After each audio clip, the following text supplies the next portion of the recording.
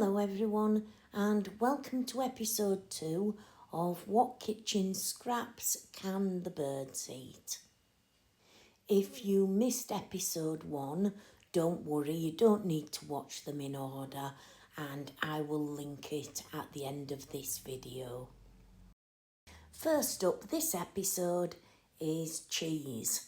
Now cheese is a bit of a yes you can, no you can't kind of situation. So let me explain. Soft cheese is in the no you can't category, so that should be avoided. In the yes category is hard cheese like cheddar. Offered occasionally and in small quantities, it can be a good source of things like fat for the birds. It's easier for the birds to manage if you give it grated rather than in big chunks, and you will find that birds like robins, starlings, blackbirds, they will all enjoy a bit of cheese occasionally. Next on the list today is scraps of raw chicken, or indeed any raw meat. It may come as a surprise how many birds will actually eat meat. You have your corvids, your crows, magpies, rooks, jackdaws. They will all eat some meat. Also, birds like blackbirds will eat some meat.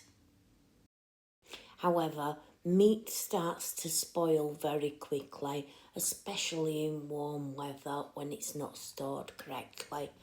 And it can be a breeding ground for bacteria. So you best avoid meat. There are other things you can feed the birds which are just as nutritious and a lot safer. My advice therefore is save the meat for the foxes and use other foods for the birds. Although if you put fox food out early enough in the evening, you will find birds like magpies will notice it and come and grab some, as they have done from me many, many times. With all that said, if you do want to feed meat to the birds, small quantities, clean up afterwards, don't leave it out very long, especially on warm days, and it should be safe enough and some birds will very much enjoy it. Third up today is potato. The first important point is no raw potato, as raw potato can be harmful to birds. The next one is no seasoned potatoes, as seasonings often contain high levels of salt and other ingredients that are unsuitable for birds. Also avoid fried potatoes, things like crisps and chips, which are not a very healthy option and can actually be harmful in some instances. Birds will, however, enjoy boiled, mashed or even jacket potatoes. Quite a lot of birds will enjoy a little bit of cooked potato, so pop it out onto your bird tables and see which birds it attracts in your garden. Fourth on the list today is pasta, and this is quite a simple one. Uncooked pasta is a no. It's not recommended as birds can find it very hard to digest, so that's off the menu. However, plain cooked pasta in small quantities cut up for the birds is perfectly fine and will be enjoyed by many birds in your gardens. The key is for it to be plain pasta, not in a sauce or fried or anything like that, just plain cooked pasta. Finally on the list today are grapes, sultanas and raisins. These are an excellent food source for birds and will be enjoyed by many: robins, starlings, jackdaws, blackbirds. there are so many birds who will enjoy these.